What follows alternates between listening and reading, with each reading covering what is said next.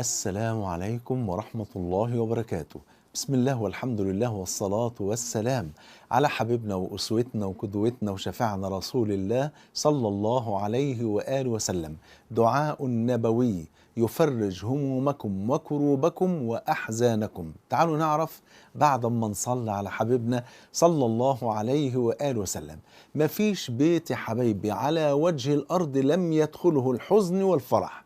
أي بيت في الدنيا دخله الحزن ودخله الفرح. قال ابن مسعود رضي الله عنه وأرضاه: لكل فرحة طرحة، وما ملئ بيت فرحا إلا ملئ حزنا وطرحا. يعني أي بيت في الدنيا أيام مرت عليه فيه أحزان وأيام مرت عليه فيها أفراح. مفيش بيت على طول في الحزن ولا بيت على طول في الفرح. كل واحد له نصيبه اللي ربنا مقدره من الحزن ومن الفرح بفضل الله. ملأ الله بيوتكم بالفرحة والسعادة يا رب العالمين.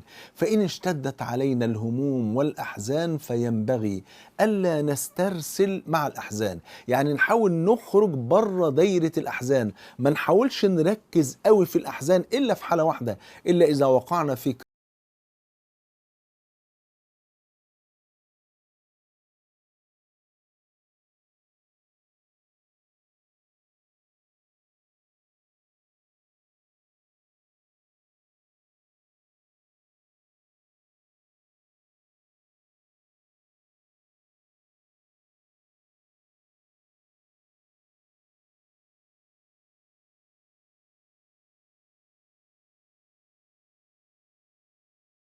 الخطائين التوابون، وبيفتح لنا باب الأمل. قال لك: التائب من الذنب كمن لا ذنب له.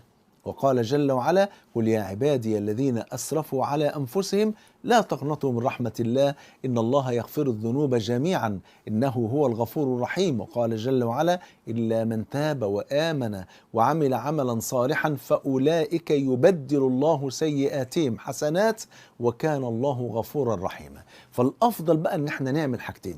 رقم واحد: نستعين بالله سبحانه وتعالى ونكثر من الدعاء الذي تعلمناه من النبي صلى الله عليه وسلم، اللي هو رقم اتنين بقى، اللي هو ان احنا نلتزم هذا الدعاء النبوي الذي ورد عن الحبيب صلى الله عليه وسلم الصادق الذي لا ينطق عن الهوى.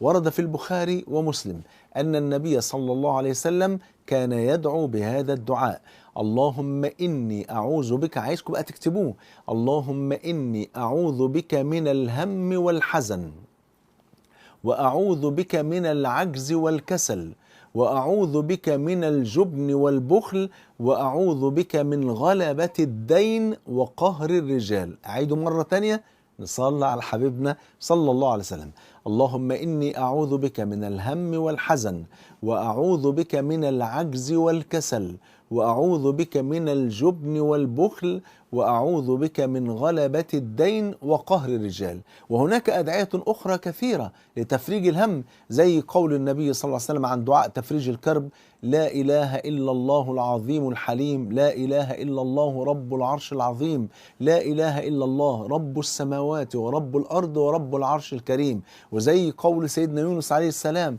لا إله إلا أنت سبحانك إني كنت من الظالمين. وزي الإكثار من الاستغفار، لأن زي ما قلت لحضراتكم ممكن تكون الهموم والكروب والأحزان متسلطة علينا بسبب الذنوب، فلما نكثر من الاستغفار تزول الذنوب ويأتي الفرج بفضل الله. وكذلك الإكثار، ودي آخر حاجة، نكثر من الصلاة على النبي صلى الله عليه وسلم. فقد قال النبي كما عند الترمذي بسند صحيح، قال لأبي بن كعب لما قال له: إني أكثر من الصلاة عليك، يعني أريد أن أكثر من الصلاة عليك، فكم أجعل لك من صلاتي يا رسول الله؟ الربع. قال له: ما شئت فإن زدت فهو خير لك. طب التلت؟ قال له: ما شئت فإن زدت فهو خير لك. فضل يتدرج بقى النصف، الثلاث ارباع، في الآخر قال له: إذا أجعلها، يعني الساعة دي كلها أجعلها صلاة عليك يا رسول الله. فقال له صلى الله عليه وآله وسلم: إذا يعني لو عملت كده يكفيك الله همك ويغفر لك ذنبك. يعني يكفيك كل هموم الدنيا، وبعدين ويغفر لك ذنبك، يعني يدخلك جنة الرحمن التي فيها ما لا عين رأت ولا أذن سمعت ولا خطر على قلب بشر. فلا تغفلوا عن هذه الأدعية، فإنها من أعظم أسباب تفريج الهموم والكروب، ومعها الاستغفار والصلاة على النبي صلى الله عليه وسلم. جمعني الله وإياكم مع الحبيب المصطفى صلى الله عليه وسلم في الفردوس الأعلى. بحبكم في الله، والسلام عليكم ورحمة الله وبركاته.